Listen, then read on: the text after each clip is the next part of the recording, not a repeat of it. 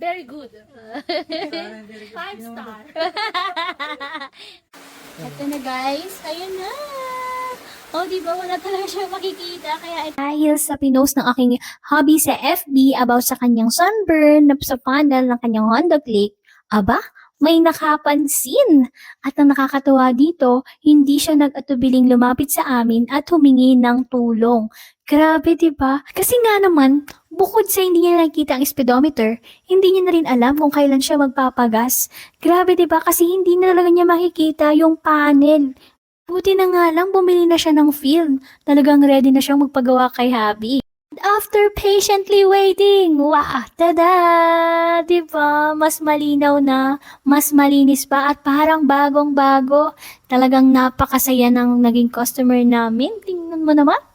And kayo, kung kayo ay gusto ninyo magpaayos din na meron din kayong problema ganito sa inyong mga Honda Click, nako, one chat away lang kami guys. Pero take note, talent fee is not libre.